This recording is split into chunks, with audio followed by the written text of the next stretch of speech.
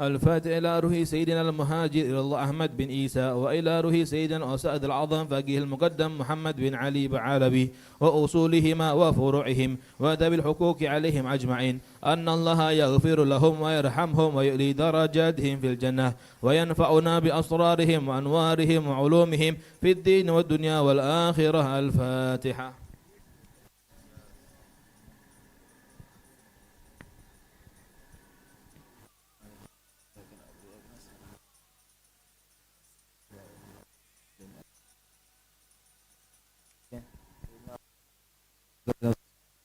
أنفاس الحبيب الشيخ، وإلى روح الحبيب عبد الرحمن بن عقيل إلى روح حسين الحبيب حسين بن عمر الطاس وإخوانه، ثم إلى روح عقيل وعبد الله وصالح بن عبد الطاس.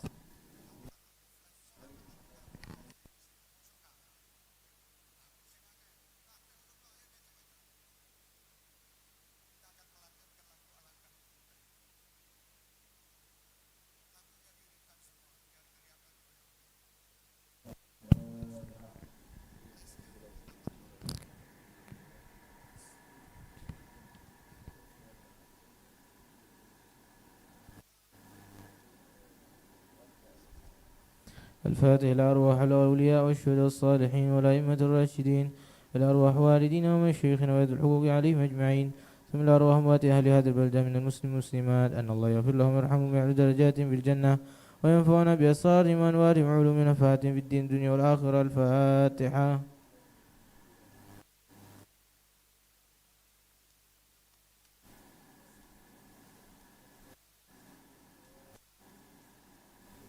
الفاتحة بالقبول وتمام كل سور معمول صالح الشان ظاهر باطنا في الدين الآخرة، دافعة كل شر جالب لكل خير لنا ولوالدنا وأولادنا وأحبابنا ومشايخنا في الدين، مع اللطف والعافية على نية أن الله ينور قلوبنا وقوالبنا مع الهدى والتقى والعفاف والغنى الموت على دين الإسلام والإيمان بلا محنة ولا امتحان، بحكي سيد ولد عدنان وعلى كنة صالحة، وإلى حضرة النبي المصطفى صلى الله عليه وسلم بسر الفاتحة.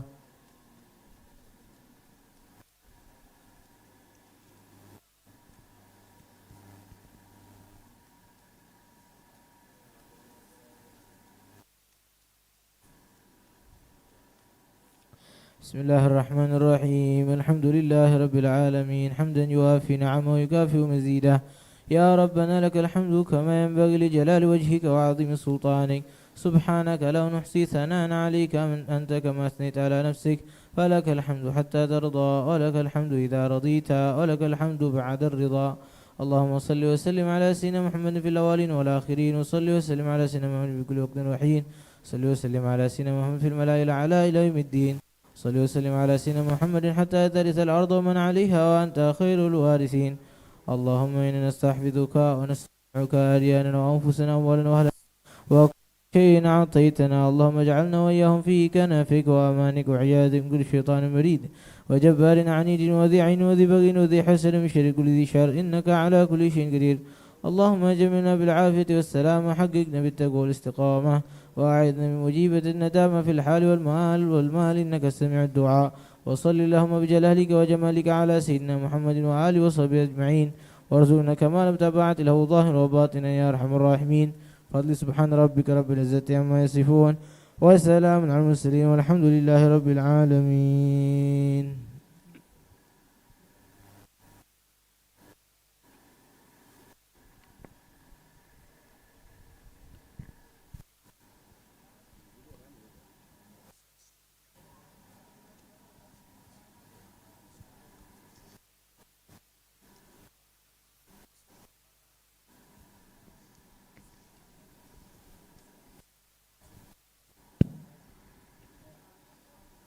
يا تواب تب علينا، يا تواب تب علينا، وارحمنا وانظر إلينا، وارحمنا وانظر إلينا. يا تواب تب علينا، يا تواب تب علينا، وارحمنا إلينا، وارحمنا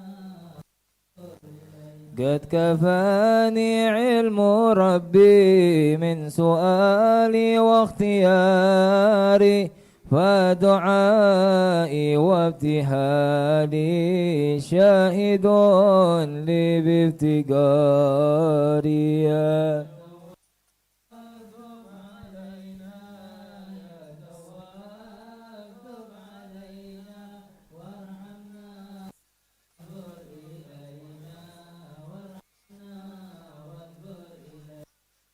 لهذا السر أدعو في يساري وعساري أنا عبد صار فخري ضمن فقري واضطراري. يا تواب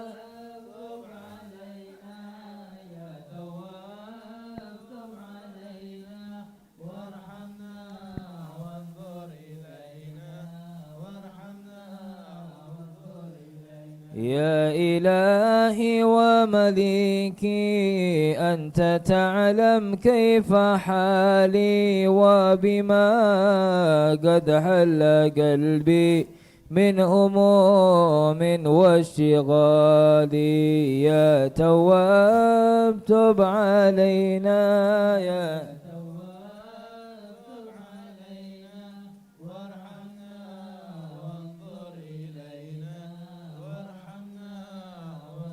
إلينا فتداركني بلطف منك يا مولى الموالي. يا كريم الوجه قثني قبل أن يفنى استباري. يا تواب تب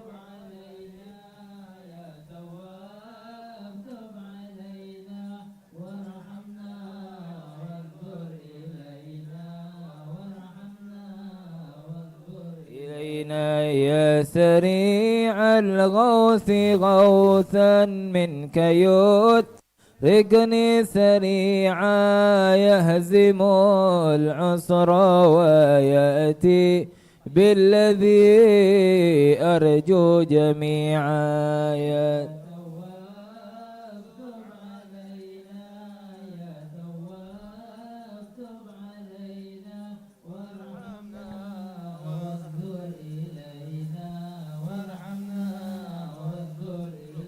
يا قريبا يا مجيبا يا عليما يا سميعا قد تحققت بعجزي وخضوعي وانكساري. يا تواب تب علينا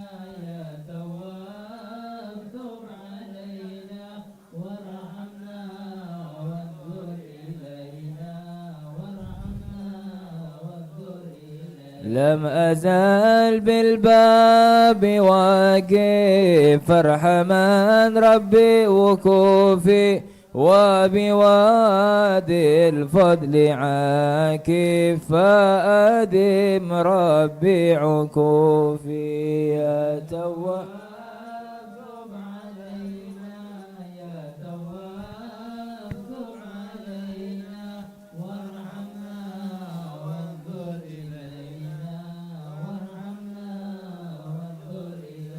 ولحسن الظن لازم فهو خلي وحليفي وأنيسي وجليسي طول ليلي ونهاري. يا تواب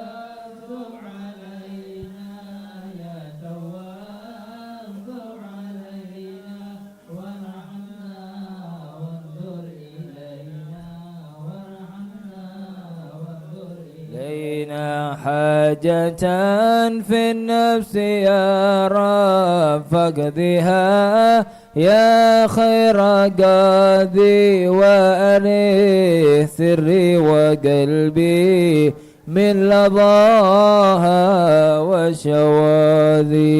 يا تواب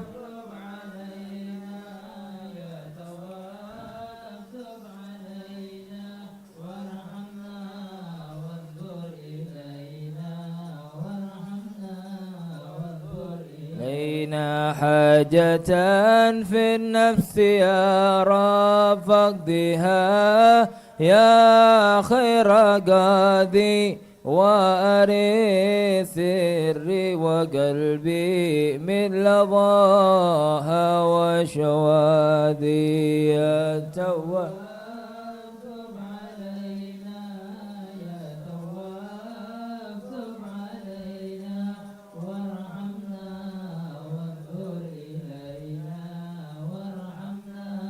وانظر إلينا حاجة في النفس يا رب فاقضها يا خير قاضي وأري سري وقلبي من لظاء وشواذي يا تواب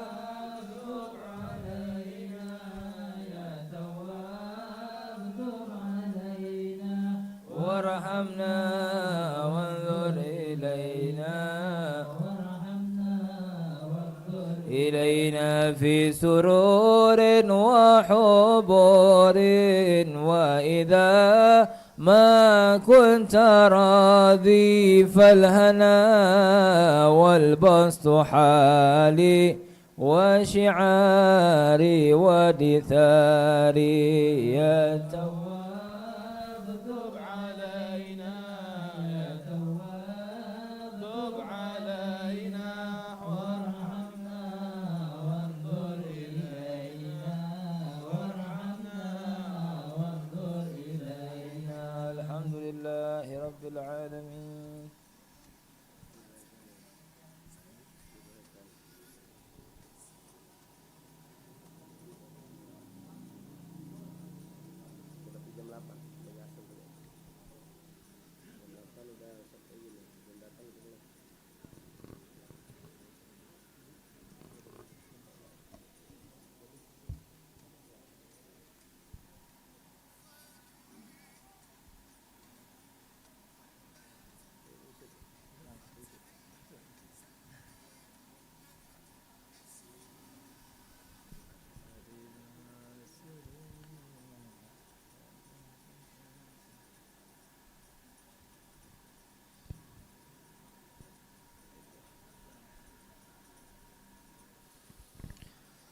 يا أرحم الراحمين يا أرحم الراحمين يا أرحم الراحمين فرج على المسلمين يا أرحم الراحمين يا أرحم الراحمين فرج على من يا ربنا يا كريم يا ربنا يا رحيم أنت الجواد الحليم وأنت نعم المعين يا أرحم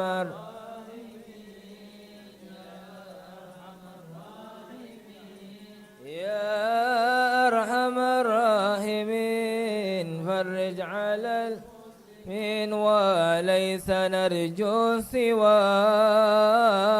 فادرك إلهي دراك قبل الفنا والهلاك يا عم دنيا ودين يا أرحم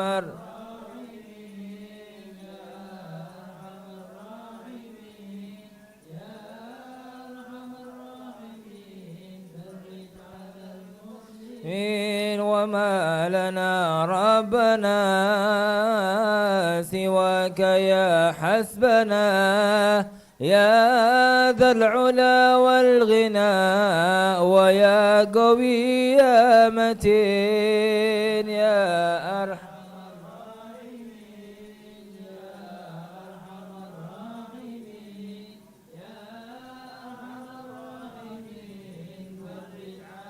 مسلمين نسألك وليقيم العدل كي نستقيم على هداك القويم ولا نطيع اللئيم يا أرحم الراحمين يا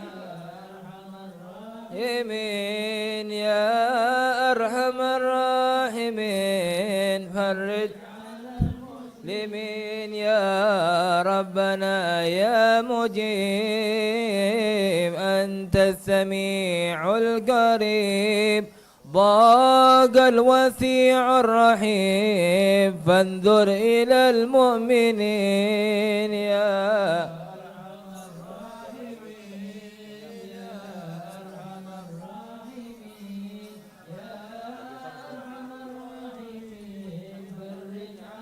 مسلمين نظرات تزيل العنا عنا وتدني المنى منا وكل الهنا نعطاه في كل حين يا أرحم الراحمين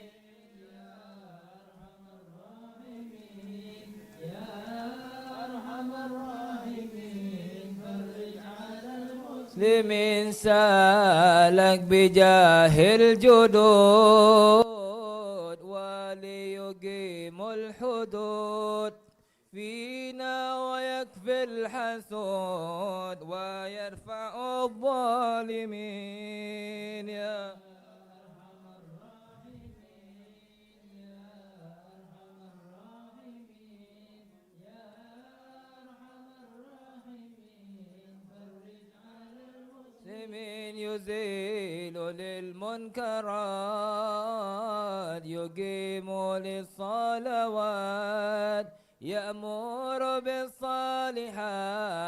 محب للصالحين يا أرحم الراحمين يا أرحم الراحمين يا أرحم الراحمين فرج على المسلمين يزيح كل الحرام يقهر كل الطغام يعدل بين الأنام ويؤمن الخائفين يا أرحم الراحمين يا أرحم الراحمين يا أرحم الراحمين فرج على من ربي اسكنا غيث عام نافع مبارك دوام يدوم في كل عام على ممر السنين يا أرحم الراحمين يا أرحم الراحمين يا أرحم الراحمين اجعل المسلمين ربهنا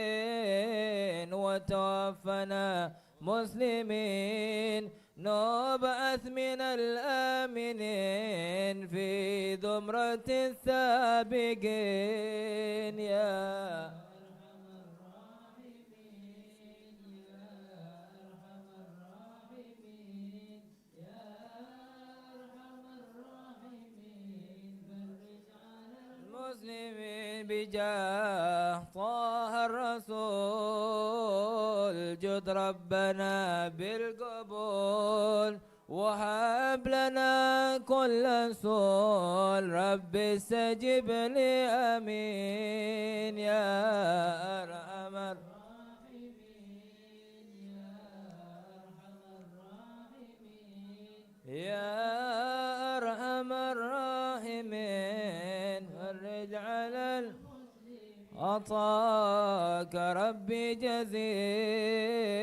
وكل فعل جميل وفيك أملنا طويل فجد على الطامعين يا أرحم الراحمين يا أرحم الراحمين يا أرحم الراحمين فرج المسلمين يا ربي ضاق الخناق من فعل ما لا يطاق فأمن بفك الغلاق لمن بذنبه رهين يا أرحم الراحمين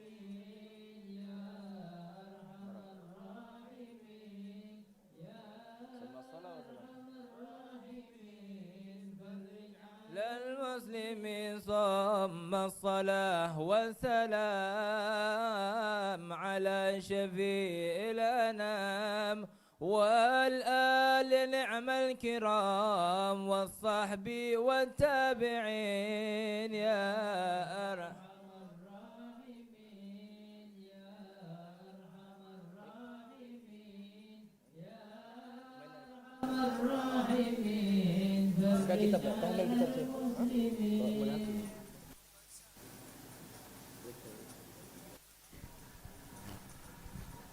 الفاتحة. وقرأ مولد سمت الضرار للإمام علي بن محمد بن سان حبشي. نوينا بما نوى صاحب المولد بما نوى آباؤنا وعلماؤنا وصلحاؤنا. إن قرأ مولد الحبيب صلى الله عليه وسلم بأي مولد كان، خصوصا إن مولد الحبيب صلى الله عليه وسلم مولد الحبش. إن الله يدخل نياتنا في نياتنا وأعمالنا في أعمالنا وأخلاقنا في أخلاقنا وآدابنا وآداب. إن الله نور قلوبنا وقلوب زكي أنفسنا ويربطنا به صلى الله عليه وسلم أبدا على صالحة جالبة كل خير بدون كل أرسل ونبوها من عالم محمد صلى الله عليه وسلم إلى حضرة النبي. فاتحة. أعوذ بالله من الشيطان الرجيم. بسم الله الرحمن الرحيم. الحمد لله رب العالمين الرحمن الرحيم مالك يوم الدين. إياك نعبد وإياك نستعين. اهدنا الصراط المستقيم صراط الذين أنعمت عليهم غير المغضوب عليهم ولا الضالين آمين. يا ربي صل على محمد، يا ربي صل عليه وسلم.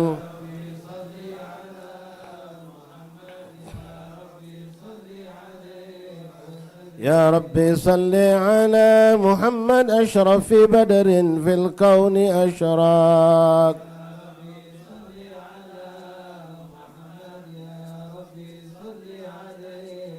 يا ربي صل على محمد أكرم داء يدعو إلى الحق.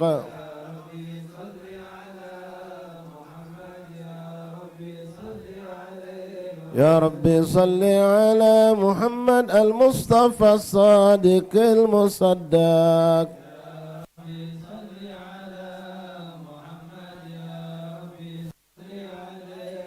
يا ربي صل على محمد أهل الورى منطقا وأصداق.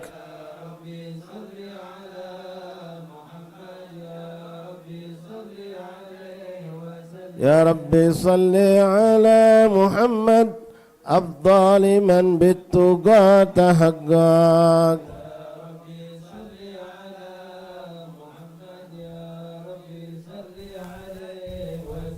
يا ربي صل على محمد من بالسخاء والوفاء تخلق.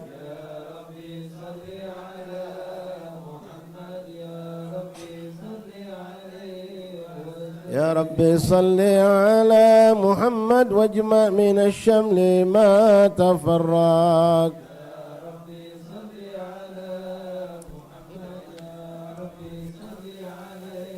يا ربي صل على محمد وافتح وسهله وسهل ما قد تعوق.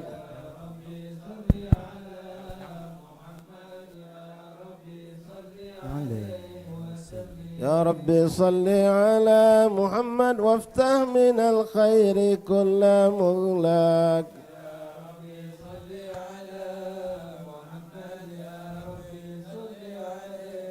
يا ربي صل على محمد وآله ومن بالنبي تعلق.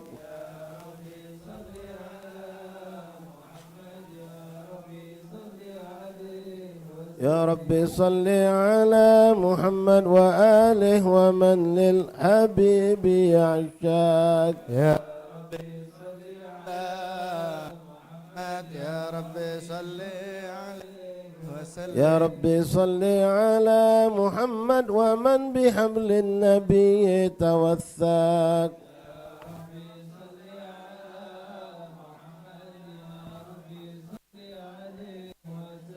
يا ربي صل على محمد، يا ربي صل عليه وسلم.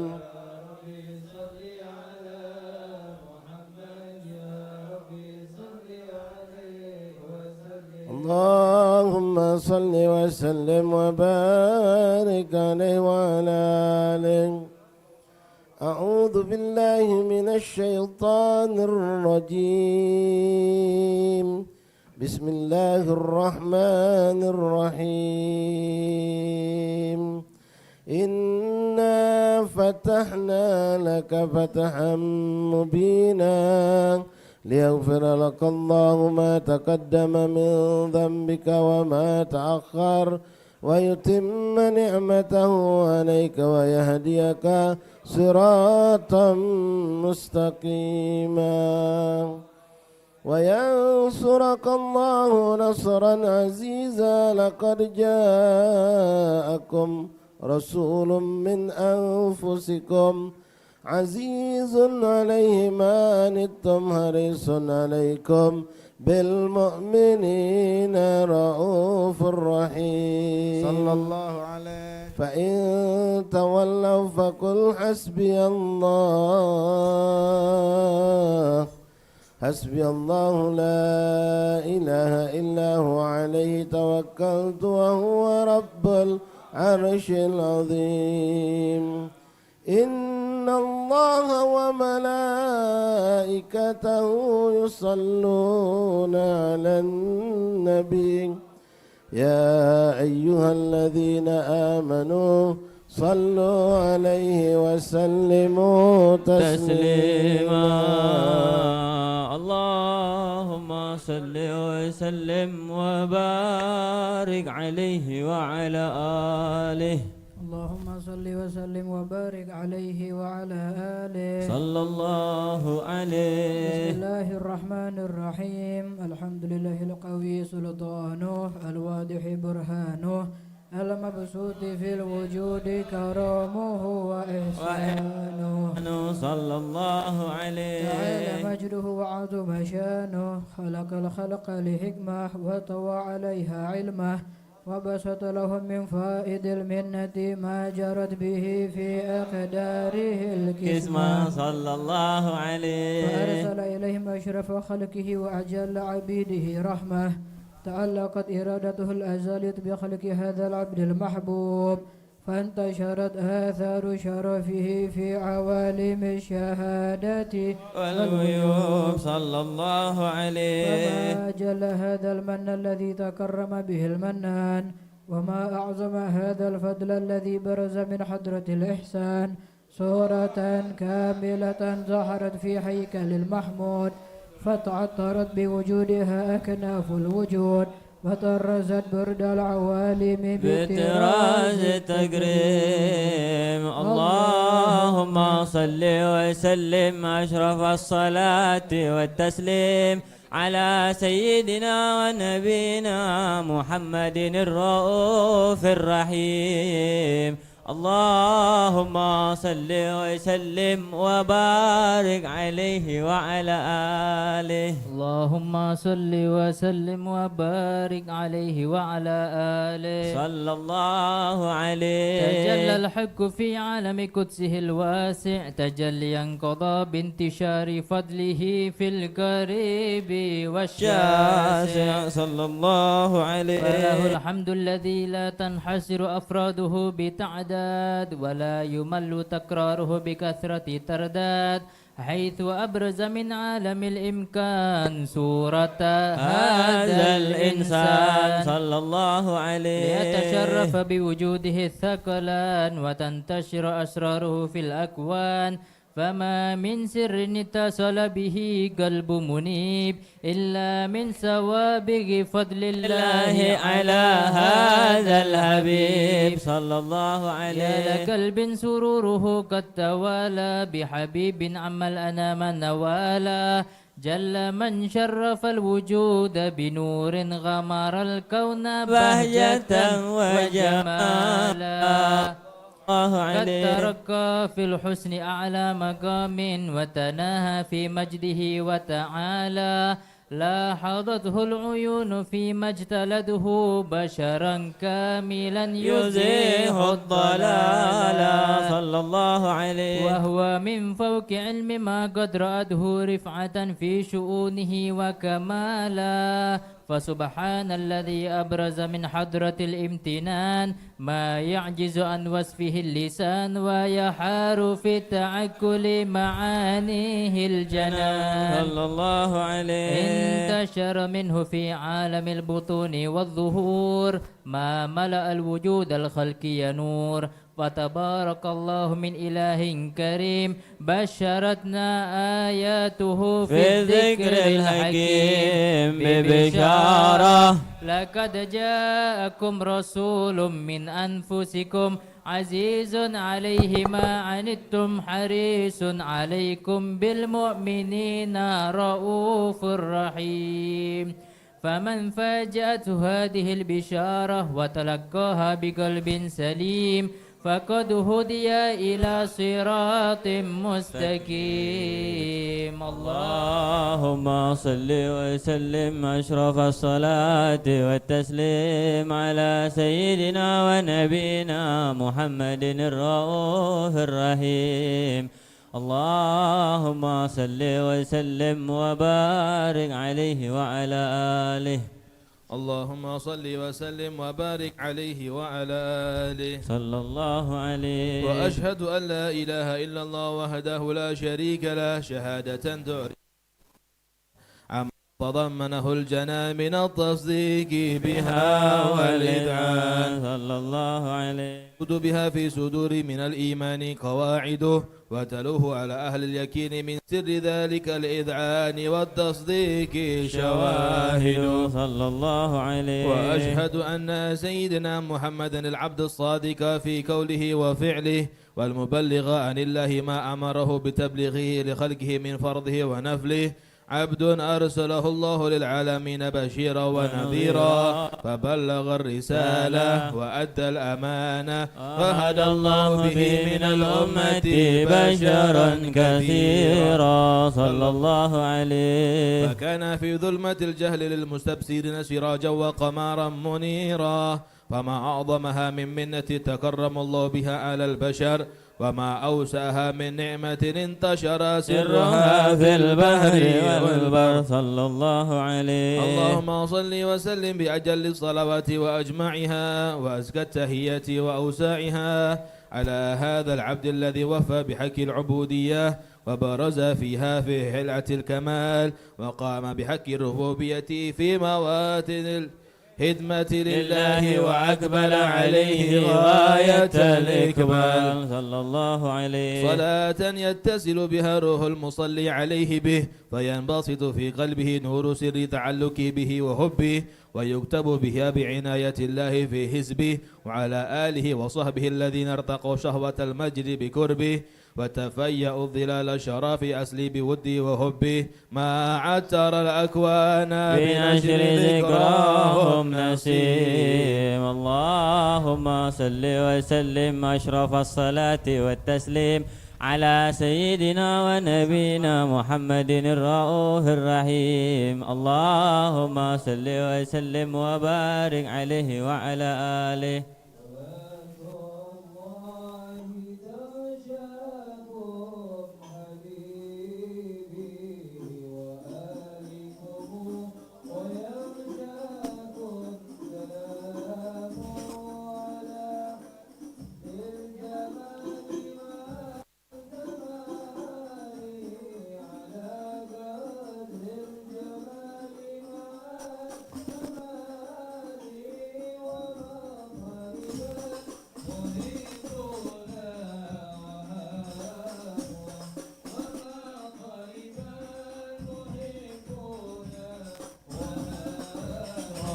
صلاة الله تغشاكم حبيبي وآلكم ويغشاكم سلام على قدر الجمال مع الكمال على قدر الجمال مع الكمال وما غربا محبنا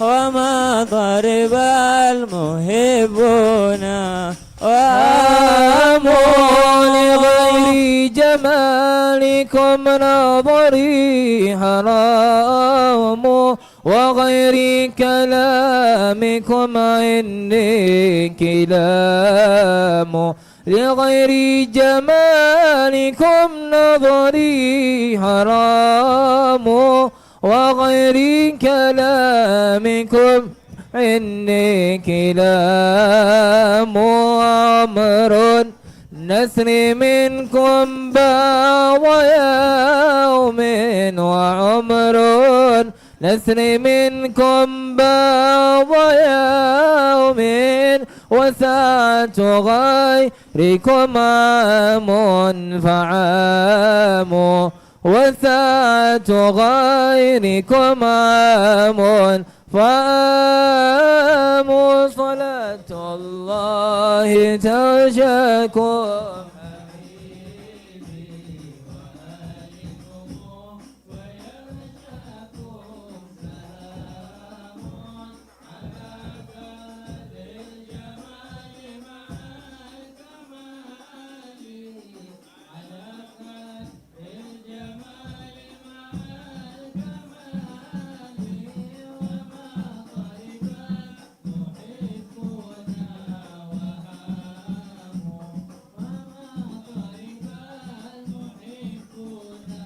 وهام صبري أنكم شيء محال وما لي قاتل إلا الفطام وصبري عنكم شيء محال وما لي قاتل إلا الفطام إذا عاينتكم زالت همومي إذا عاينتكم زالت همومي وإن غبتم دنا مني الهمام وإن غبتم دنا مني الهمام صلاة الله تشكم حبيبي وآلكم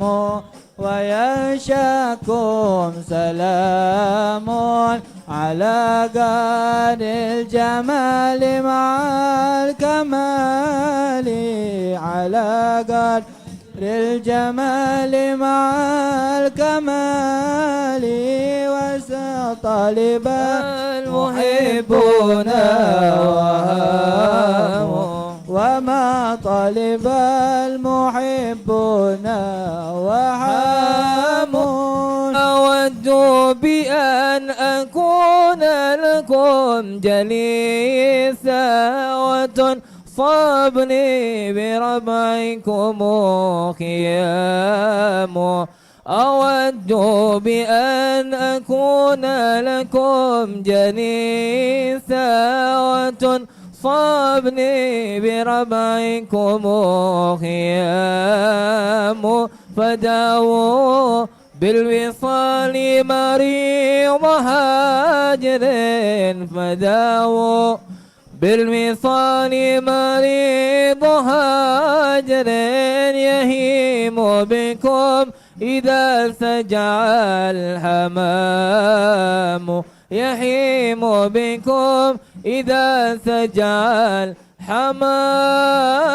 صلاة الله تشاكم حبيبي وآلكم ويشاكم سلام على قدر الجمال مع الكمال على قدر الجمال مع الكمال وما طلب المحبون وهام وما طلب المحبون وهام حديث غرامه فيكم قديم وملبسه من الحب سقام حديث غرامه فيكم قديم وملبسه من الحب انسقام فأنتم في الأصول أجل أصل فأنتم في الأصول أجل أصل إذا شئتم تحصل للمرام إذا شئتم تحصل للمرام صلاة الله تشاكم حبيبي وآلكم سلام على قدر الجمال مع الكمال على قدر الجمال مع الكمال وما طالب المحبون وهام وما طالب المحبون وهام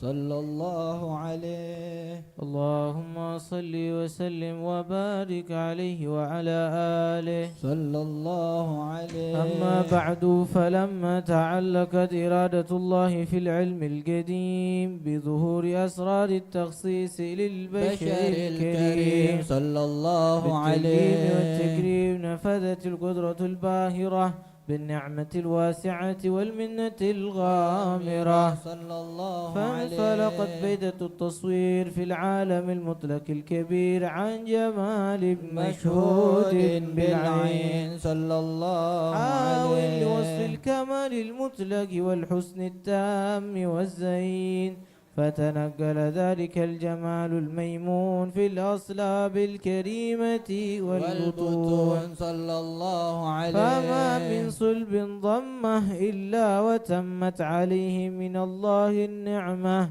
فهو القمر التام الذي يتنقل في بروجه ليتشرف به موطن استقراره وموضع خروجه. وكل دابة لقريش نطقت بفصيح العبارة معلنة بكمال البشارة وما من حامل حملت في ذلك العام إلا أتت في حملها بغلام من بركات والسعادة هذا الإمام. ولم تزل الأرض والسماوات متضمخة بعطر الفرح بملاقاة أشرف البريات وبروزه من عالم الخفاء إلى عالم الظهور بعد تنقله في البطون والظهور صلى الله عليه. حتى أظهر الله في الوجود بهجة التكريم وبسط في العالم الكبير مائدة التشريف والتعظيم ببروز هذا البشر الكريم. اللهم صل وسلم واشرف الصلاة والتسليم على سيدنا ونبينا محمد الرؤوف الرحيم. اللهم صل وسلم وبارك عليه وعلى آله. اللهم صل وسلم وبارك عليه وعلى آله صلى الله عليه. وقد آن للقلم أن يخط ما حركته فيه الأنامل مما استفاده الفهم من صفات هذا العبد المحبوب الكامل صلى الله وشمائله عليه. التي هي أحسن الشمائل. وهنا حسن أن نثبت ما بلغ إلينا في شأن هذا الحبيب من أخبار وآثار ليتشرف بكتابته الكلام والكرطاس وتتنزه في حدائقه الأسماء والأبصار. وقد بلغنا في الأحاديث المشهورة أن أول شيء خلقه الله هو النور المودع في هذه السورة صلى الله عليه. فنور هذا الحبيب أول مخلوق برز في العالم ومنه تفرع الوجود خلقا بعد خلق فيما حدث وما تقدم. وقد أخرج عبد الرزاق بسناده عن جابر بن عبد الله الأنصاري رضي الله عنهما قال: قلت يا رسول الله بأبي وأمي أخبرني عن أول شيء خلق الأشياء. قال: يا جابر إن الله خلق نور نبيك هو عليه سلم من نور صلى الله وقد ورد رضي قال: قلت يا رسول الله صلى الله عليه وسلم كنت أول النبيين في خلقي وآخرهم في البعث. وقد تعددت الرواية بأنه أول الخلق وجودا وأشرف السعادة الأبدية لها ملاحظة خفية اختصت من شاءت من البرية بكمال الخصوصية، فاستودعت هذا النور المبين أصلاب وبطون من شرفته من العالمين، فتنقل هذا النور من صلب آدم ونوح وإبراهيم صلى الله حتى عليه أوصلته يد العلم القديم إلى من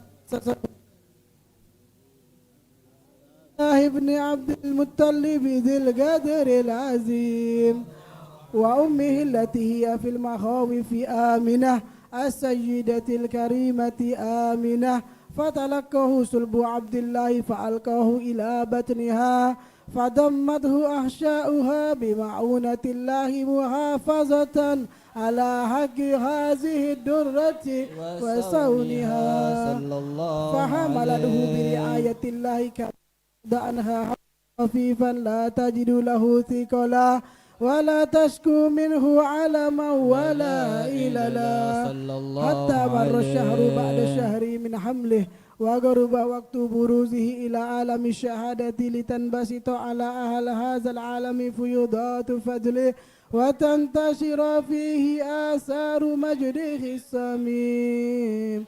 اللهم صل وسلم أشرف الصلاة وتسليم على سيدنا ونبينا محمد الرؤوف الرحيم.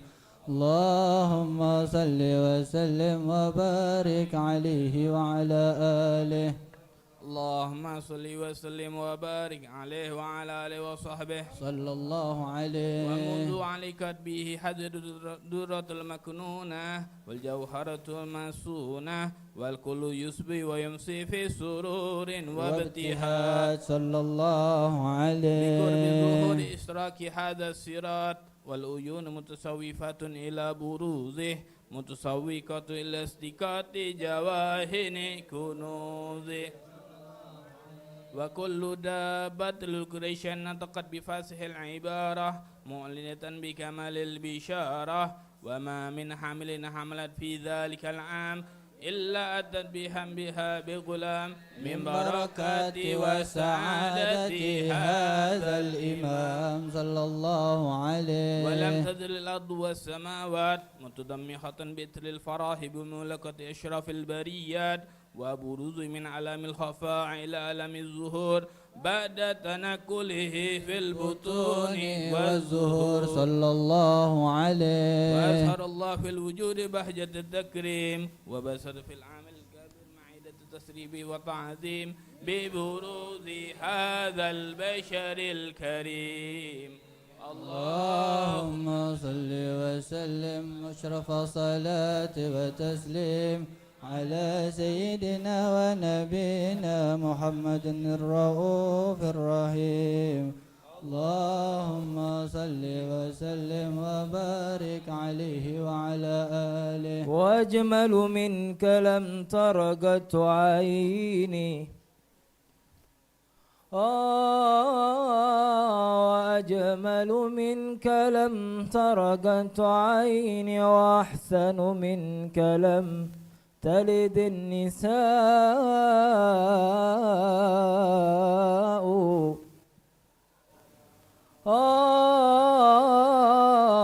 وأجمل منك لم ترقت عيني وأحسن منك لم تلد النساء خلقت مبرأ من كل عيب خلقت مبرأ من كل عيب كأنك قد خلقت كما تشاء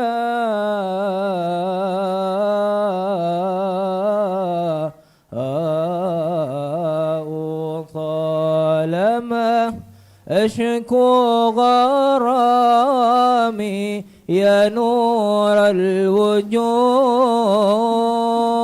طالما أشكو غرامي يا نور الوجود وأنادي يا تهامي يا معدن الجود وأنادي يا تهامي يا معدن الجود طالما أشكو غرامي يا نور الوجود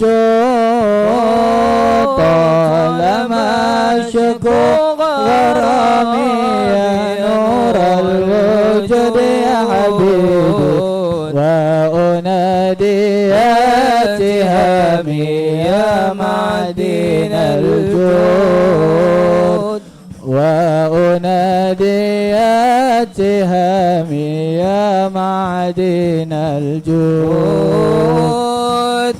ينتي أقصى مرامي أحباب شهود منيتي أقصى مرامي أحباب شهود وأرى باب السلام يا زاكي الجدود وأرى باب السلام يا زاكي الجدود طالما أشكو غرامي يا نور الوجود طالما أشكو غرامي يا نور الوجود يا حبيبي وأنادي يا تهامي يا معدن الجود وأنادي يا تهامي يا معدن الجود يا طراز الكون إني عاشق مستهام يا طراز الكون إني عاشق مستهام مغرم ما المذهوف يا بدر التمام مغرم والمدهوف أني يا بدر التمام طالما شكو غرامي يا نور الوجود طالما شكو غرامي يا نور الوجود يا حبيبي وأنادي يا تهامي يا معدن الجود وأنادي يا تهامي يا معدن الجود يا سراج الأنبياء يا للجناب يا سراج الأنبياء يا للجناب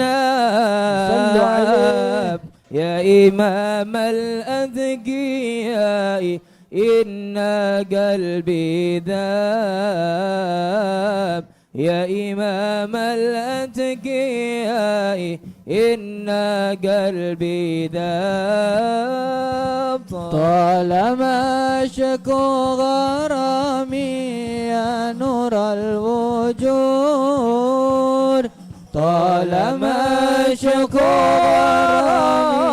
يا نور الوجود يا حبيبي وأنادي يا تهامي يا معدن الجود وأنادي يا تهامي يا معدن الجود خير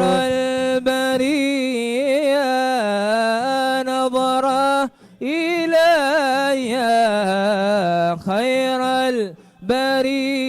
البرية نظرة إلي ما أنت إلا يا سيدي كنز العطية ما أنت إلا يا سيدي كنز العطية خير البرية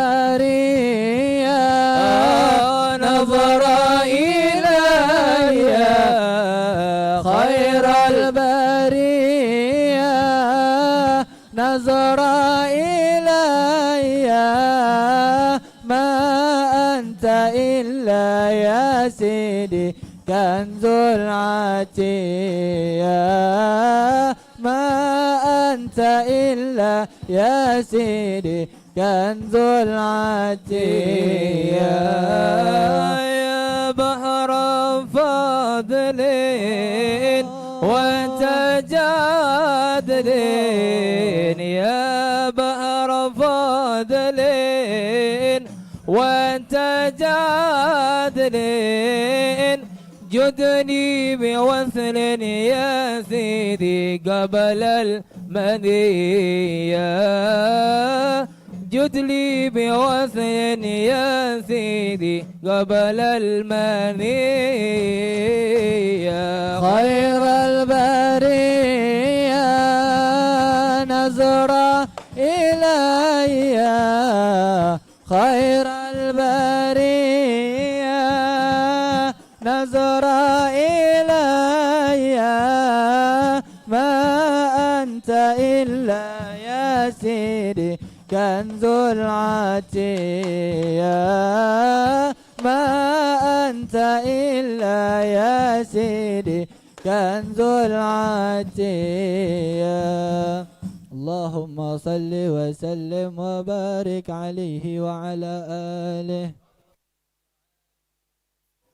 اللهم عليه وعلى آله صلى الله عليه فهنا كربا ونودي هذا الحبيب أعلنت السماوات والأرضون ومن فيهن بالترهيب وأمطار الوجود تثج سنة الملائكة للعالمين تعيد سبحان الله الحمد لله ولا إله إلا الله الله أكبر سبحان الله الحمد لله ولا إله إلا الله الله أكبر سبحان الله الحمد لله ولا إله إلا الله والله أكبر والقدرة كشفت جناح هذا المستور ليبرز نوره كاملا في عالم الظهور نورا فاق كل نور صلى الله عليه وأنفذ الحق حكمه على من أتى الله عليه النعمة من خواص الأمة أن يحضر عند ودع الأمة تأنيسا لجنابها المسعود ومشاركة لها في هذا السمات الممدود صلى الله عليه فحضرت بتوفيق الله سيدة العين من كسم الله بالكسبة الوافية صلى الله عليه هذا فلقد أمالي من النور أنام ذا الحامد محمود مذعنا لله بالتعظيم الله على محمد صلى الله عليه وسلم محمد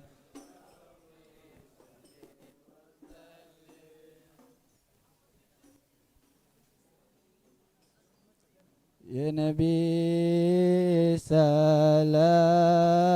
عليك يا رسول سلام عليك يا حبيب سلام عليك صلوات الله عليك الله يا نبي سلام عليك يا رسول سلام عليك يا حبيب سلام عليك صلوات الله عليك أشرق الكون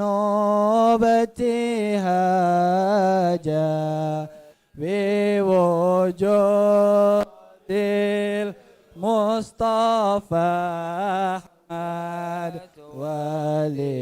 ولأهل الكون أنس وسرور قد تجدد الله يا نبي سلام عليك يا رسول سلام يا حبيب سلام عليك صلوات الله عليك شراب سعد مستمر ليس ينفد حيث أوتينا عطاء جمع الفقر المؤبر الله يا نبي سلام عليك يا رسول سلام عليك يا حبيب سلام عليك صلوات الله عليك فلربي كل حمد فلربي كل حمد جل يسره دعاد الله الله اذهبنا بالوجود اذهبنا بالوجود المصطفى الهادي محمد الله الله صل يا ربي على من صل يا ربي على من اسمه طه وياسين الله الله المشفع في القيامة المشفع في من أنت نبي البراهين الله الله يا رسول الله أهلا بك إن بك نسعد وبجاه يا إلهي جود وبلغ كل ما قصر يا رسول الله جئنا لزيارة قاصدينا الله نرتجي منك عند رب العالمين استغفر الله رب البرايا استغفر الله من الخطايا استغفر الله رب البرايا استغفر الله من الخطايا وحدنا نهج سبيلي كي به ناس أدوى نور شار استغفر الله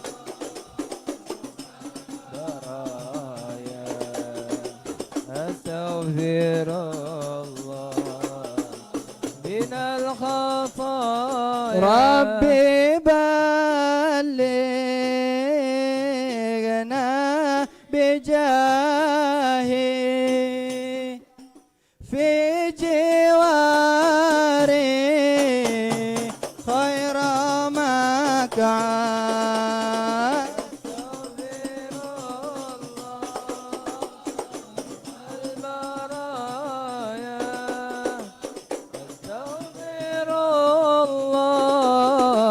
من الخطايا والصلاة الله تغشى يا مولاي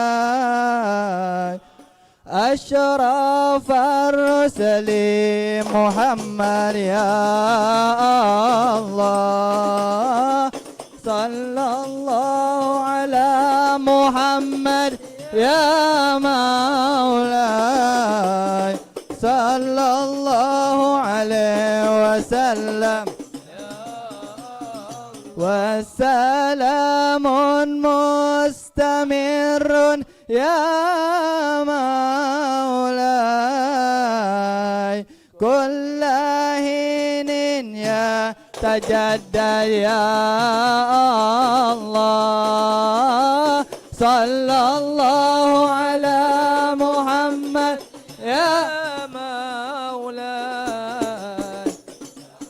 الله عليه وسلم يا صلى الله على محمد يا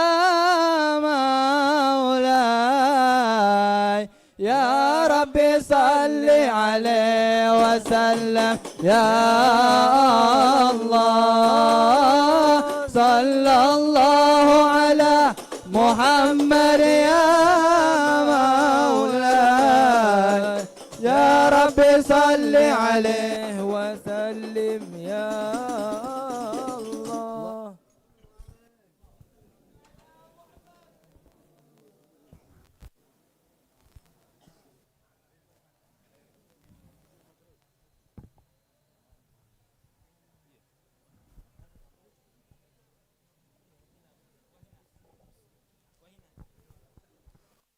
اللهم صل وسلم وبارك عليه وعلى آله. وحين برز صلى الله عليه وسلم من بطن أمه برز رافعا طرفه إلى السماء مؤميا بذلك الرفع إلى أن له شرفا على مجده وسماه. وكان وقت مولد سيد الكونين من الشهور شهر ربيع الأول ومن الأيام يوم الاثنين وموضع ولادته وقبره بالحرمين. وقد ورد أنه صلى الله عليه وسلم ولد مختونا مكهولا مقطوع السرة تولد ذلك لشرفه عند الله أيدي القدرة. ومع بروزه إلى هذا العالم ظهر من الأجائب ما يدل على أنه أشرف المخلوقين وأفضل الحبائب.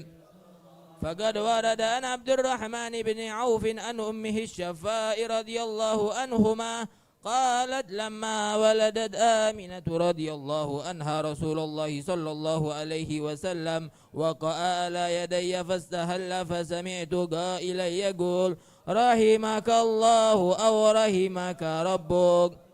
قالت الشفاء فأضاء له ما بين المشرق والمغرب حتى نظرت إلى بعد قصور الروم. قالت ثم ألبسته وأجأته فلم أنشب أن غشيتني ظلمة ورعب وقشعررة عن يميني فسمعت قائلا يقول أين ذهبت به؟ قال إلى المغرب.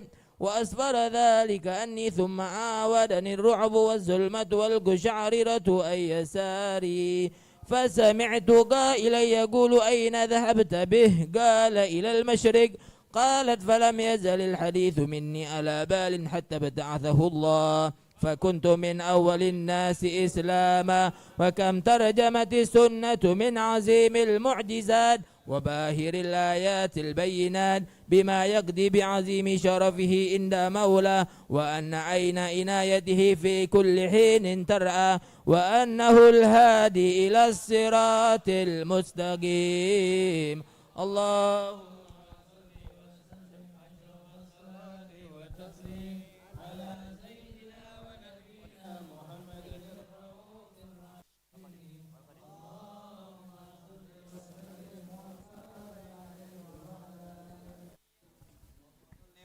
وبارك عليه وعلى آله وصحبه.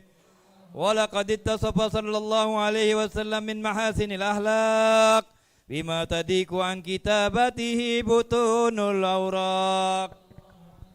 كان صلى الله عليه وسلم أحسن الناس خلقا وخلقا وأولهم إلى مكارم الأخلاق سبقا وأوسعهم بالمؤمنين حلما ورفقا.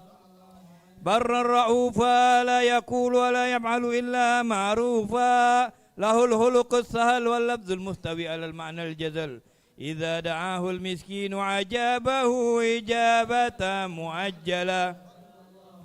وهو الأب الشفيق الرحيم لليتيم والأرملة وله مع سهولة أخلاقه حيبة القوية التي ترتعد منها فرائس الأكوياء من البرية. ومن نشر طيبه تأثرت الطرق والمنازل وبأرف ذكره تطيبت المجالس والمهافل. وهو صلى الله عليه وسلم جامع الصفات الكمالية والمنفرد في خلقه وخلق بأشرف خصوصية. فما من خلق في البرية محمود إلا وهو متلقى عن زين الوجود.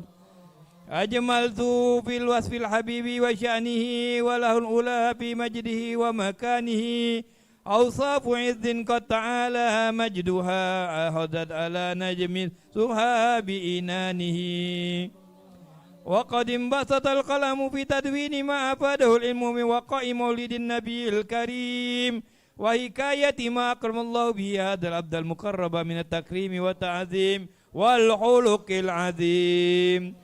وحسن مني أن أمسك عينة الأقلام في هذا المقام وأقرأ السلام على سيد العنام. السلام عليك أيها النبي ورحمة الله وبركاته. السلام عليك أيها النبي ورحمة الله وبركاته. السلام عليك أيها النبي ورحمة الله. وبذلك يحسن ختم كما يحسن تقديم وعليه أفضل الصلاة والتسليم. اللهم صل أشرف الصلاة والتسليم على سيدنا ونبينا محمد الرؤوف الرحيم. اللهم صل وسلم وبارك عليه وعلى آله. بسم الله الرحمن الرحيم. الحمد لله رب العالمين. اللهم صل وسلم على سيدنا محمد في الأولين. اللهم صل وسلم على سيدنا محمد في الآخرين. اللهم صل وسلم على سيدنا محمد في كل وقت وحين. اللهم صل وسلم على سيدنا محمد في الملأ الأعلى إلى يوم الدين. اللهم صل وسلم على سيدنا محمد وعلى آله وصحبه أجمعين. ولما نظم الفكر من درار الأوصاف المحمدة عقودا توجهت إلى الله متوسلا بسيدي وحبيبي محمد صلى الله عليه وسلم أن يجعل السعي فيه مشكورا وفعله فيه محمودا، ويكتب عملي في الأعمال المقبولة، وتوجهي في التوجهات الخالصة والصلات الموصولة. اللهم يا من إليه تتوجه الآمال فتعون ظافرة، وعلى باب عزتي تحط الرحال فتغشاها منه الفيوضات الغامرة.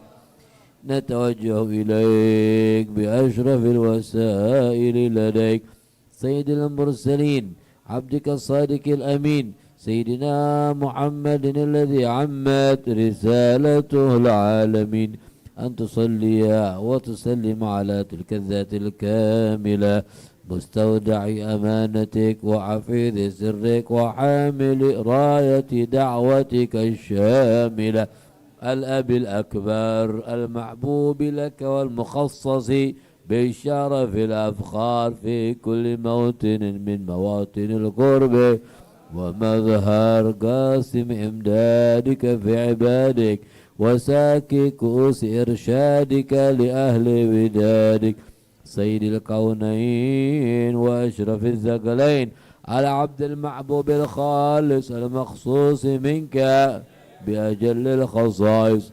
اللهم صل وسلم عليه وعلى آله وأصحابه وأهل حضرة اقترابه من أحبابه. اللهم إنا نقدم إليك جاهها ونتوسل إليك بشرف مقامه العظيم أن تلاحظنا في حركاتنا وسكناتنا بعين عنايتك، وأن تحفظنا في جميع أطوارنا وتقلباتنا بجميل رعايتك، وأن تبلغنا من شرف القرب إليك وإلى هذا الحبيب غاية آمالنا، وتتقبل منا ما تحركنا فيه من نياتنا، وتجعلنا في حضرة هذا الحبيب من الحاضرين، وفي طريق اتباعه من السالكين، ولحقك ولحقه من المؤدين ولأهلك.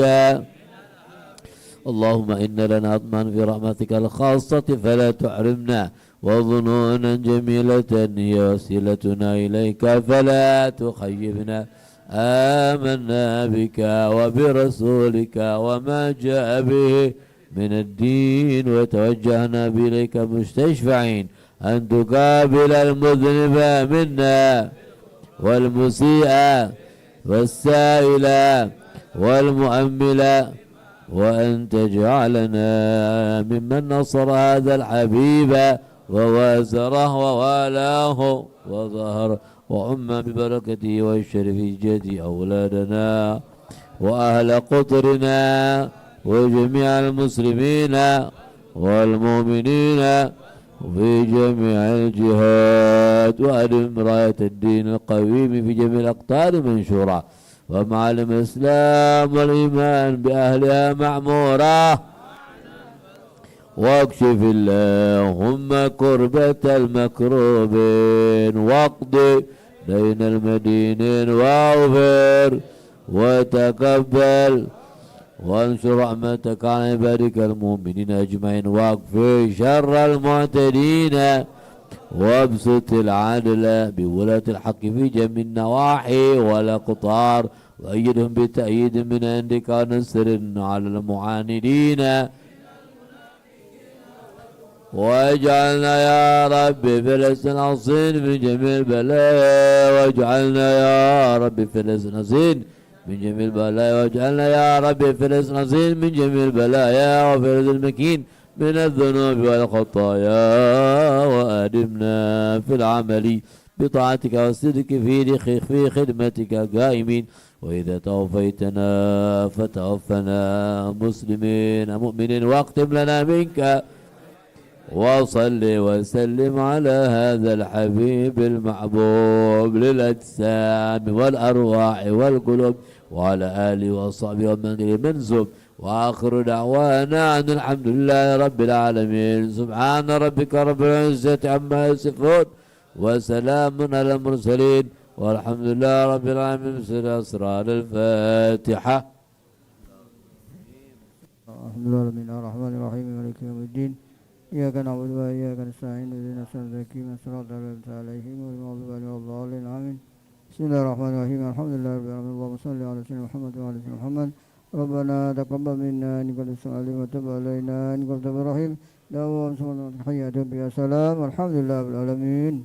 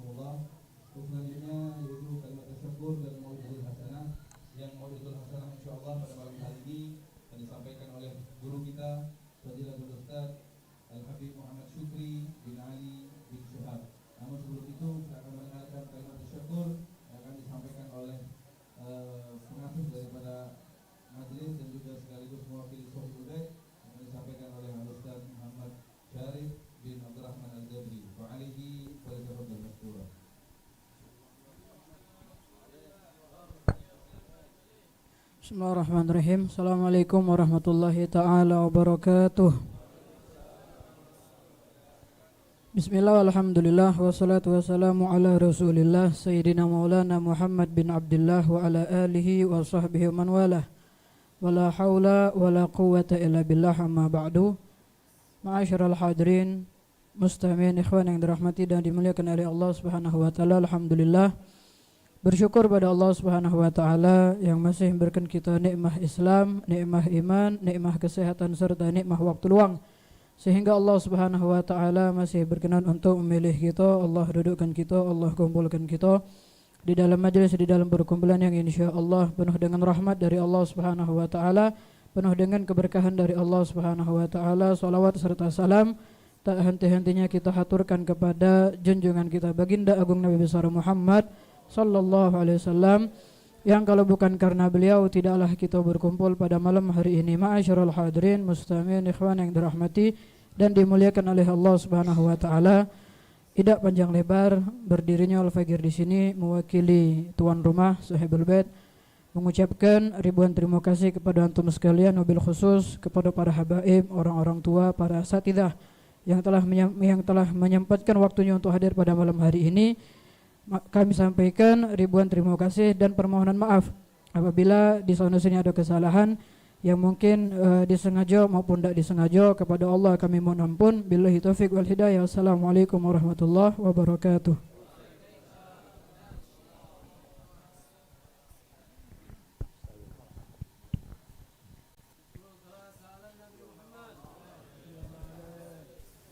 Bismillahirrahmanirrahim. Bismillah walhamdulillah. Wassalatu wassalam ala rasulillah Sayyidina Maulana Muhammad ibni Abdillah wa ala alihi wa sahbihi wa man wala. Allahumma rabbi syarah li sadri wa yassir li amri wa hlul 'uqdatam min lisani yafqahu qawli. Rabbi zidna ilman wa yaqinan warzuqna fahman. Allahumma arzuqna fahman nabiyyin wa hifdzal mursalin wa ilhamin ka ilham malaikatil muqarrabin. Subhanaka ya Allah, subhanaka ya Rabbana, subhanaka la ilma lana illa ma 'allamtana innaka antal alimul hakim. Wa tub alaina ya Rabb innaka antat tawwabur rahim. Ighfir lana warhamna wa anta khairur rahimin. Fansurna 'alal qawmil kafirin birahmatika ya arhamar rahimin. Allahumma hadza minka bika wa ilaik wa la haula wa la quwata illa bik. Ma'asyiral habaib, ma'asyiral asatidz, ma'asyiral aba, ma'asyiral ikhwan, ummahat, akhwat, hadirin hadirat rahimani rahimakumullah. Assalamualaikum warahmatullahi wabarakatuh. Yang sama-sama kita muliakan segenap para habaib, para asatidz yang hadir begitu banyak. Hadir guru kita bersama pembina Majelis Maulid Isrin Habibana Al-Habib Umar bin Muhammad bin Al-Munawwar, juga Al-Habib Ahmad bin Syekh bin Yahya, dan banyak lagi orang-orang tua tika. Dan di sini Masya Allah tadi datangnya begitu cepat pada Isya orang-orang tua kita dari kampung sini. Mungkin udah capek Pak ya. Masya Allah datang cepat. Saya tidak panjang-panjang Pak. Gultum. Kalau lewat dikit tumnya jadi 17 menit Pak. Kalau lewat lagi 70 menit. Tapi insya Allah tidak panjang-panjang Pak. Besok Senin ya, jauh tempat di Habib Umar ya. Tapi insya Allah jauh-jauh besar pahala insya Allah ta'ala. Masyaallah ahbab hadir rahimakumullah. Alhamdulillah thumma alhamdulillah thumma alhamdulillah. Maulid demi maulid alhamdulillah telah kita hadiri. Kalau nak cerita tentang cerita Rasulullah mungkin sudah begitu sering diceritakan, apalagi di sini Masya Allah para asatidz kumpul banyak. Kalau saya mau sampaikan tentang sunnah Rasulullah pun mungkin sudah begitu banyak kita dapatkan daripada sunnah-sunnah Rasulullah sallallahu alaihi wasallam. Tapi insyaallah biberkati takrir nilna ta'thir insyaallah. Berkat diulangi dari cerita tentang Rasulullah, berkat diulangi tentang sunnah-sunnah Rasulullah, insyaallah mudah-mudahan membekas pada hati kita. Mungkin kemarin kita dengar tidak begitu memberikan bekas, hari ini mudah-mudahan mungkin berkat ini majelis, berkat kehadiran para guru-guru kita, para orang tua kita, kita mendapatkan bagian yang lebih pada malam hari ini. Majelis luar biasa diberikan nama dengan Majelis Pencinta Rasulullah. Majelis Pencinta Rasulullah. Ini namun tidak sembarang ikhwan.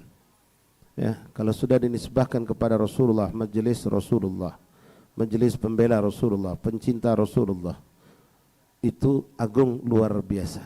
Mudah-mudahan insyaallah kal musamma. Majelis ini benar-benar tempat ini semua yang hadir, yang mengajar dan kita yang malam ini hadir benar-benar menjadi pencinta Rasulullah yang hakiki, dan cintanya kita diakui oleh Rasulullah. Karena orang ngaku cinta banyak Bapak, Ibu hadirin, tapi apakah cinta kita diakui oleh Rasulullah? Bentuk pengakuan cinta kita oleh Rasul itu banyak, diantaranya yang jelas dari ungkapan Rasulullah yaitu dengan mengikuti, menghidupkan sunnah Rasulullah. Nabi SAW pernah bersabda dalam sebuah hadis yang sering kita dengarkan dari guru-guru kita, Beliau Rasulullah mengatakan, man ahya sunnati faqad ahabbani. Siapa yang menghidupkan sunnahku berarti itu orang cinta kepadaku, kata Rasulullah. Diakui oleh Rasulullah. Diakui oleh Rasulullah. Itu orang cinta kepadaku, kata Rasulullah. Siapapun mengatakan enggak cinta, terserah. Kalau sudah Rasul mengatakan itu orang cinta kepadaku, sudah. Lalu Nabi memberikan kabar gembira lebih lagi, faman ahabbani kana ma'i fil jannah. Dan siapa yang cinta kepadaku akan bersamaku di surga, kata Rasulullah sallallahu alaihi wasallam. I'lamu anna fikum Rasulullah. Ikhwan rahimakumullah. Kita pengen kehidupan kita berasa kalau kita ini dekat sama Rasulullah SAW. Hal itu bisa kita apresiasikan, bisa kita wujudkan, dan ini bukan dipaksakan, akan muncul sendiri kalau memang cinta itu ada, Pak. Ibu hadirin rahimakumullah. Seorang akan melakukan apa yang disukai oleh yang dicintainya. Seorang akan meninggalkan, menjauhkan dirinya dari apa yang tidak disukai oleh yang dicintainya. Itu sudah sistemnya seperti itu, Pak. Kalau kita cinta dengan seseorang, pasti kita akan berusaha mencari apa yang dia sukai, yang dia cintai, itu yang kita akan lakukan. Dan kita akan berusaha menjauhkan diri kita dari apa yang membuat dia kecewa. Makanya ulama salaf ketika mereka mendefinisikan makna sunnah dan makruh, mereka tidak sekedar mengambil apa yang sering diungkapkan oleh ulama fikih, dan itu benar yang sering kita pelajari di kitab-kitab. Makna sunnah adalah melakukan suatu perbuatan yang mana kalau kita melakukan suatu perbuatan kita akan mendapatkan pahala. Lalu kalau kita tinggalkan tidak berdosa. Jika dilakukan berpahala. Jika ditinggalkan tidak berdosa. Tadi ba'diyatul isya. Bapak salat isya, ibu salat isya tapi tidak salat ba'diyah. Berdosa tak? Enggak. Tapi kalau dilakukan berpahala. Benar definisi itu, benar. Makruh sebaliknya. Suatu perbuatan yang kalau kita lakukan tidak berdosa. Tapi kalau kita tinggalkan kita dapat pahala. Tadi pas kita nak minum, kita ingat minum tegak itu makruh. Tapi tidak apa-apa, tidak berdosa juga. Kaget dulu. Kalau aku duduk, ninggalkan makruh, dapat pahala. Kita lakukan itu, Pak. Kita duduk. Nah, ini kadang-kadang untuk orang-orang awam dia sebatas itu, Pak. Tapi orang-orang yang pencinta Rasulullah, benar-benar pengen diakui cintanya oleh Rasulullah, definisi ini mereka tidak begitu pakai, Pak, tapi diangkat derajat definisi ini dengan mereka mengatakan as-sunnah. Sunnah adalah pekerjaan, perbuatan yang kalau aku lakukan akan dicintai oleh Rasulullah. Dan aku akan dekat dengan Rasulullah. Dan aku akan dirindukan oleh Rasulullah. Yang mana ini sunnah kalau aku tinggalkan akan membuat sedih Rasulullah. Dan akan menjadikan aku jauh dari Rasulullah. Dan aku akan mengecewakan hati Rasulullah. Makanya orang-orang soleh, Pak, ini semua kita rata-rata dididik di pesantren, Pak. Indana di pesantren-pesantren kami, Pak, yang namanya sholat sunnah itu seperti wajib. Buktinya, Pak, kalau santri jangankan enggak sholat, terlambat takbiratul ihram didenda, Pak, berdiri dihukum. Enggak sholat sunnah dihukum, enggak pakai siwak dihukum, kan sunnah. Tapi guru-guru kita mendidik kita, kau tanamkan ini sunnah adalah wajib untuk dirimu. Walaupun untuk semua umat Rasulullah sunnah adalah sunnah, tapi mereka tidak pernah meninggalkan hal itu. Bahkan kami saksikan, ikhwani rahimakumullah, guru-guru kita ketika mereka terlambat takbiratul ihram bersama imam. Apa maksudnya terlambat takbiratul ihram bersama imam? Begitu imam takbir Allahu Akbar, maka makmum tidak ada kesibukan lain kecuali langsung ikut Allahu Akbar. Pernah kami saksikan seorang guru kami waktu itu kebetulan beliau ada tamu. Ada tamu, ditunggu, belum kunjung beliau keluar dari rumah untuk mengimam salat. Akhirnya diputuskan oleh salah satu ustadz yang senior, ya sudah kita salat, mungkin Habib tidak keluar atau salat mungkin sama tamunya. Subhanallah, begitu sudah qomat, beliau keluar dari rumah. Imam sudah di depan. Imam mengangkat tangan Allahu Akbar. Beliau berjalan cepat. Begitu sudah Bismillahirrahmanirrahim, ini berarti udah masuk rukun, takbiratul ihramnya lepas. Terlambat nggak serangkat? Belum. Baru baca Fatihah, di awal Fatihah beliau masuk Allahu Akbar, sholat di sop belakang. Begitu selesai sholat, Bapak hadirin rahimakumullah, dia tidak terlambat serakaat, tidak. Fatihah beliau ikuti, surat dia ikuti. Tapi selesai sholat, begitu ada lagi orang yang terlambat sholat masuk musolah itu, beberapa orang terlambat, katakanlah istilah kloter kedua, Pak. Ada yang komat Allahu Akbar, Allahu Akbar, beliau noleh ke belakang, dilihatnya ada beberapa orang yang mau sholat. Ini guru kita bangun lagi untuk sholat, ngulangi lagi, Pak. Liidraki takbiratul ihram ma'al imam, untuk mendapatkan, biar dapat takbiratul ihram bersama imam, padahal dia tidak terlambat serangkat tadi. Ini orang yang punya takzim azim kepada sunnah Rasulullah. Dengan kadar setinggi apa kita mengagungkan sunnah Rasulullah, maka dengan itulah nilai kita di hadapan Rasulullah sallallahu alaihi wasallam. Ma'asal ahbab rahimani rahimakumullah, keyakinan inilah yang perlu kita tanamkan pada diri kita masing-masing tentang perkara sunnah-sunnah Rasulullah. Karena begitu banyak Bapak sunnah Rasulullah ini memang sifatnya pahalo, ampunan dosa, ngangkat derajat, masuk surga, dekat dengan Nabi, yang kita tidak menyaksikannya, Pak. Bu, kita tidak menyaksikan. Yang membuat kita mau berbuat adalah keyakinan kita tentang apa yang datang dari Rasulullah SAW. Nah, inilah yang membedakan kita Bapak Ibu hadirin rahimakumullah antara kita dengan mereka para solihin, mereka para aulia Allah, apalagi dengan levelan mereka para sahabat Rasulullah sallallahu alaihi wasallam. Kalau kita kadang-kadang yakinnya dengan hal-hal yang mungkin menguntungkan dunia, Pak. Ya, kalau ada bisikan dari Ustaz, kita datang buntu lama, Pak, nanya sama Kiai, nanya sama Habib, mana Habib biar lancar. Salat duha. Salat duha itu insyaallah memperlancar rezeki, baca surah Waqiah. Kita kalau sudah bab dunia, Pak, yakin cepat. Kita gawekan, kita kerjakan. Salah enggak? Enggak salah. Jangan engkau pernah mencela orang yang sholat duha gara-gara pengen dapat rezeki. Jangan, ikhwan. Ini menunjukkan dia yakin dengan Rasulullah. Tanya, kau tahu dari mana? Dari kiai dapat dari mana? Dari Rasulullah. Rasulullah yang juga tahu. Siapa yang sholat duha, siapa yang baca surah Waqiah, maka rezekinya akan dilapangkan oleh Allah. Jangan pernah menghinakan orang seperti itu. Oh, kau ini udah ikhlas berarti, nantilah bab ikhlas jangan dibahas dulu, Pak. Lihat, dia termotivasi karena dapat khobar dari siapa? Asli khobar ja'a min Habib sallallahu alaihi wasallam. Nah, ikhwan rahimani rahimakumullah, banyak hal-hal yang lain yang butuh juga kita mendapatkan keimanan seperti tadi sama. Tapi sayang, beribu kali sayang, kadang-kadang tidak termotivasi, Pak. Sahabat Rasulullah Imam Ali bin Abi Thalib radhiyallahu anhu diceritakan, Pak, beliau punya keyakinan seperti semua sahabat sama. Pernah suatu hari Rasulullah SAW memanggil Imam Ali dan beberapa orang sahabat. Rasulullah mengatakan, keluarlah kalian hari ini menuju ke suatu tempat. Dengan perhitungan perjalanan katakanlah setengah hari disebut oleh Rasulullah. Perjalanan setengah hari itu kalian akan mendapatkan ada persimpangan. Di persimpangan itu tunggulah, setelah kalian sampai beberapa saat akan muncul perempuan. Perempuan itu seorang, kata Rasulullah. Itu mata-mata orang kafir. Dia itu membawa surat dari seorang munafik yang ada di kita untuk menyampaikan kabar kepada musuh kita, kata Rasulullah. Yang nyampaikan siapa, Pak? Rasulullah. Maka Imam Ali dan sahabat pun bergegas menjalankan apa yang diperintahkan Rasulullah. Subhanallah, mereka saksikan apa yang kata Rasulullah hak.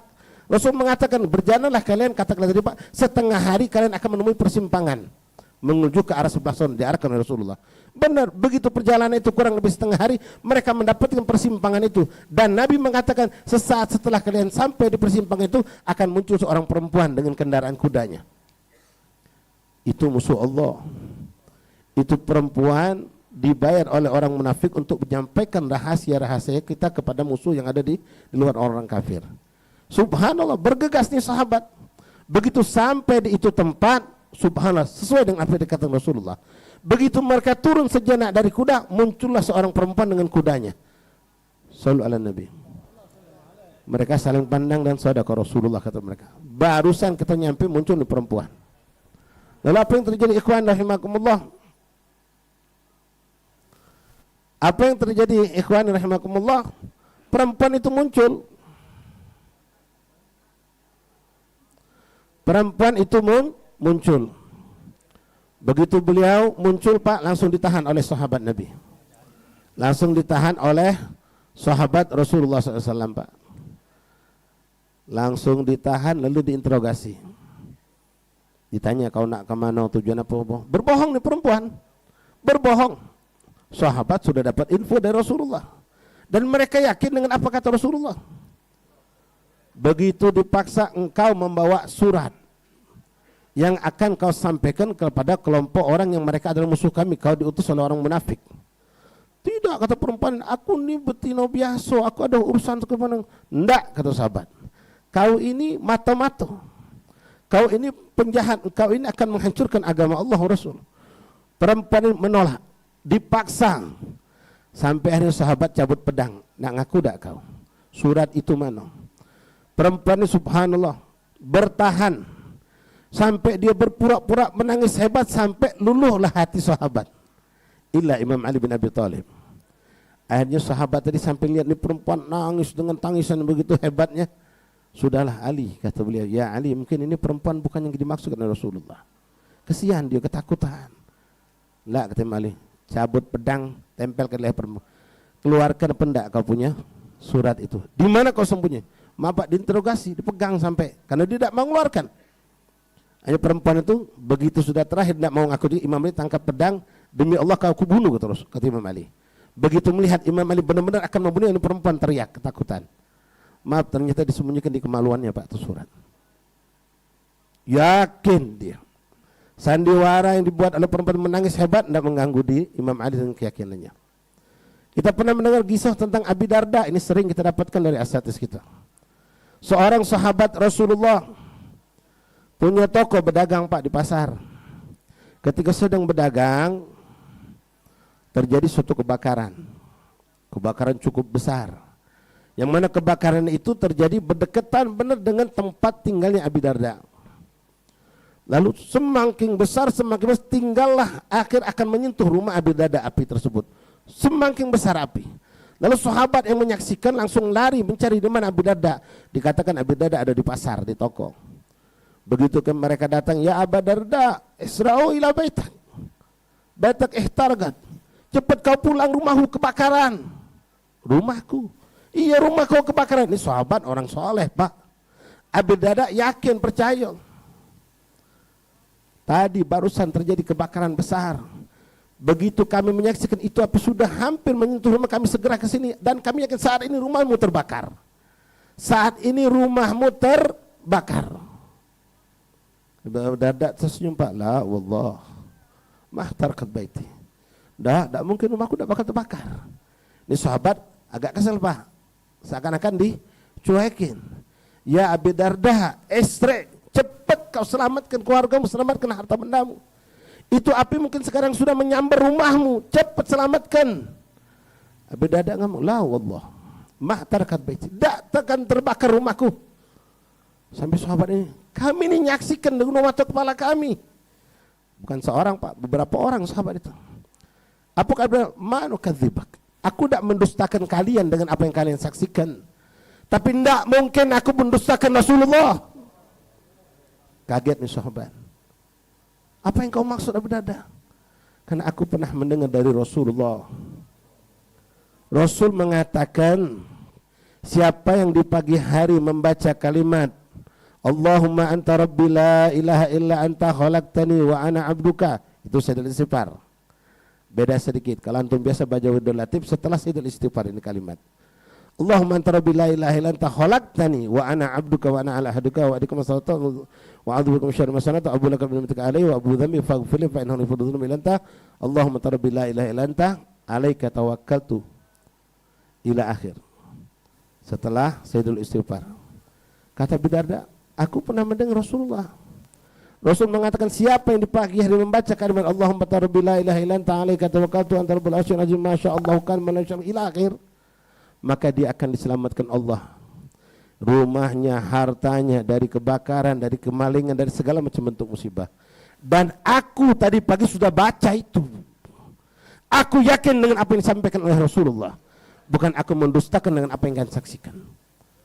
Dengar ini Pak sahabatnya ngelembur. Ya tapi cobalah kau jenguk dulu rumah kau tuh. Yalah kata nak muaskan kamu, kalau bahasa kita nak muaskan apa yang kamu saksikan, tapi aku tetap yakin dengan apa yang datang dari Rasulullah. Jalan mereka dengan dada. Subhanallah ikhwani, sallu ala nabi. Begitu sampai di tempat lokasi kebakaran, api itu masih menyala, tapi sudah jauh dari rumah Abi Darda, melompati rumah Abi Darda. Sallu ala nabi. Tak tersentuh api itu di rumah Abi Darda. Dengan tenang dia bilang tadi, Pak, la wallah mah tarakat baiti. Bukan beliau tidak percaya dengan sahabat, semua sahabat Masya Allah ahlul haq, ahlul siddiq, ma yakdzib, tidak pendusta. Tapi beliau lebih yakin dengan apa yang datang dari Rasulullah sallallahu alaihi wasallam. Nah sekarang ikhwan rahimakumullah, begitu banyak yang datang dari Rasulullah buat kita Pak. Ibu hadirin hadirat rahimakumullah. Masalah sedekah misalnya. Rasul mengatakan da'u maradakum bis, sembuhkan kamu punya penyakit dari sedekah. Kata ulama bukan cuma menyembuhkan, nolak penyakit. Rasulullah bilang Pak, mana kasal mal bisadaqah, bal yazdad. Tidak akan berkurang harta seorang dengan sedekah, bahkan akan bertambah. Punya tidak keyakinan seperti itu Pak? Aku sedekah tapi tidak nambah atau aku ikhlas dah. Ikhlas billahi ta'ala. Tapi duitnya dari mana? Halal dah. Ini perlu dilihat Pak, halal apa tidak.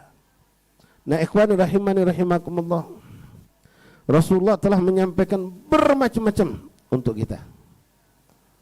Urusan dunia, urusan akhirat, fadail amal begitu banyak dan sudah sering kita dapatkan, tinggal kita ngamalkan. Satu hadis Rasulullah yang ingin kami sampaikan tentang hubungan kita dengan sesama manusia Pak. Hablum minallah haruslah baik, hablum minan nas juga harus baik.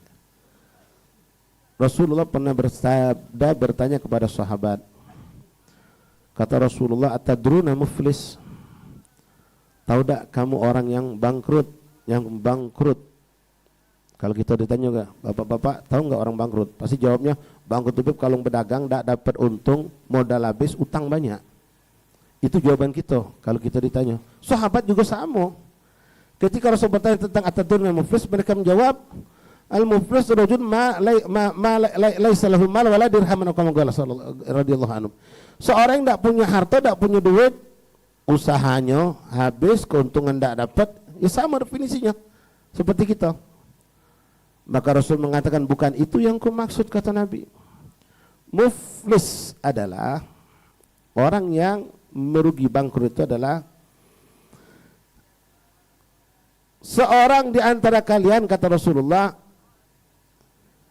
ya'ti yaumal qiyamah bi'a'mali ka'amthal jibal. Dia membawa amal semasa hidupnya, beramal begitu banyak, begitu hebat, sholat sunnah, puasa sunnah, haji mungkin entah berapa kali, umroh entah berapa kali, zikirnya hebat, baca Qur'annya hebat, ibadahnya Masya Allah, ahli ibadah, tapi dia hablum minan nasnya buruk. Ketika dia wafat, amalnya seperti gunung, kata Rasulullah Pak. Diumpamakan oleh Nabi Muhammad ka'amthal jibal, seperti gunung besar banyak amalnya Pak. Tapi sayang, hablum minallah yang begitu indah, dia hancurkan, dia rusak dengan keburukan, dengan hablum minan nas. Maka kita kan ada istilah ungkapan orang sekarang, ahli ibadah tapi tak pandai menjaga lidah. Ahli ibadah tapi tak pandai menjaga lidah. Syatam ahad, sabbal ahad, mencaci sepulan, pernah menghina sepulan, pernah menghibah sepulan, pernah menghardik sepulan, pernah macam-macam keburukannya. Hablum minan nas yang berantakan Pak, begitu banyak dosanya. Lalu sampai yaumil kiamah, datanglah masa pengadilan. Yaumul hisab, yaumul mizan. Dipanggillah setiap orang akan diadili oleh Allah. Maka disingkatkan ceritanya Pak, dalam hadis yang memang cukup panjang itu, Rasul mengatakan dihadapkanlah hamba ini di hadapan Allah, lalu didatangkanlah orang-orang yang pernah bermasalah dengannya. Datang orang pertama menuntut kepada Allah. Ingat ikhwan, dunia darul amal, wal akhirah darul jaza. Di dunia masa hidupnya kita beramal Pak. Kalau ada salah sama cepatlah minta maaf. Kalau pernah kita menzalimi orang, cepatlah kita kembalikan daripada hak milik mereka. Jangan pernah kita pendam, kita biarkan diri kita berbuat dosa, kesalahan dengan siapapun. Akhirnya kita wafat. Begitu kita wafat tidak ada lagi kalimat maaf, memaafkan Pak. Di akhirat yang ada tuntutan balasan. Ya kalau kita wafat itu orang hati terbuka dimaafnya. Tapi kalau kita hidup dia wafat duluan, lebih repot minta maafnya. Diadili oleh Allah, datang seorang menuntut, maka Allah yang Maha Tahu memerintahkan kepada malaikat, ini singkat cerita Pak dari hadis itu, kata Allah, ambil kebaikan si fulan yang dituntut, berikan kepada yang nuntut. Diambil Pak, berkurang. Amaluka amsal jibal, bagaikan gunung. Datang orang kedua nuntut, diambil lagi amalnya. Datang orang ketiga nuntut, diambil lagi amalnya. Datang orang keempat terus sampai akhirnya habis semua amalnya. Habis semua amalnya karena menebus dosanya. Selesai itu Pak, datang lagi yang nuntut. Allah yang Maha Tahu bertanya kepada malaikat, apakah masih tersisa daripada amal kebaikan hambaku ini atas tuntutan si fulan untuk menutupi kesalahannya? Malaikat mengatakan, anta alam minna ya Rabb, engkau lebih tahu dari kami. Tidak kata lagi sudah. Amal soleh yang bagaikan gunung itu habis. Lalu apa kata Allah? Apakah yang nuntut punya dosa? Ada ya Allah, kata sahabat, kata malaikat Allah. Kalau begitu kata Allah, ambilkan, timpukan dosa yang menuntut kepada yang dituntut. Macam punya utang Pak, dioper ke kita, dia yang berutang. Datang lagi orang kedua seperti itu juga, datang orang ketiga seperti itu juga Pak, sampailah selesai. Ini yang dikatakan Rasulullah muflis. Nah di sini ikhwan rahimakumullah, dua hal yang penting kita garis besar. Yang pertama, bahwasanya pengadilan Allah itu pasti akan ada. Kita semua akan diadili. Kita pernah menghibah si fulan, pernah mencaci si fulan, pernah termasuk lewat tulisan di WA Pak, di Instagram segala macam itu. Itu ada hitungannya kalau sisi Allah. Nah, yang kedua ingin saya ingatkan diri saya sendiri, kita semua, dalam hadis ini Rasulullah itu mencontohkan rajulun, seorang laki-laki punya amalan ka'amsalil, dia punya amalan banyak, tumpas di yaumil qiyamah. Lalu mak mana dengan kita ini Pak yang tidak punya amal banyak? Mak mana dengan kita wahai ibu, ummahat, akhwat yang tidak punya amal banyak? Ya Rabbi ma ma'ana amal wa kullu. Kata Ibnu Mas'ud, ya Rabbi kami tidak punya amal, setiap apa yang kami lakukan semuanya hina. Padahal beliau ahli ibadah yang hebat luar biasa.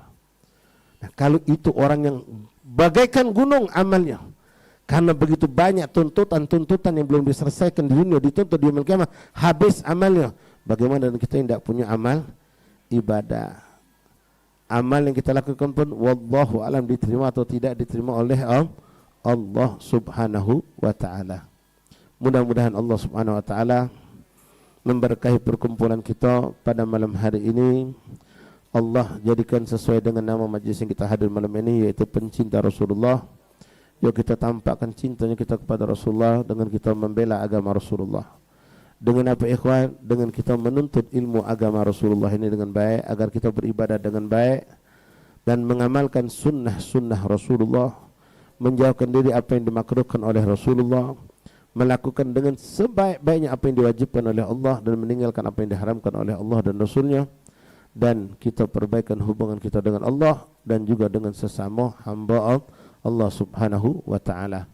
Ma'asyal ahbab rahimani rahimakumullah, mudah-mudahan Allah berikan istiqamah untuk kita untuk menjalankan sunnah-sunnah Rasulullah, baik itu berupa akhlakul karimah ataupun sunnah yang berupa muamalah, ucapan, zikir dan segala macam yang datang dari Rasulullah SAW. Dan mudah-mudahan ini tempat, ini rumah, ini majlis dan rumah-rumah kita semua menjadi rumah yang selalu mendapatkan pandangan dari Allah dikarenakan kita dan anak istri kita menghidupkan sunnah Rasulullah. Lisan kita tidak lepas untuk bersalawat kepada baginda Rasulullah. Lisan anak istri kita tidak lepas untuk membaca Al-Quran yang menjadi perjuangan Rasulullah. Dan insya Allah semua kita yang hadir pada malam hari ini mendapatkan ampunan dosa dari Allah, diangkat derajat kita di sisi Allah, dan kelak insya Allah diwafatkan dalam keadaan husnul khatimah. Hadza ma aqulu lakum astaghfirullah wa lakum. Assalamualaikum warahmatullahi wabarakatuh. Ya rahmat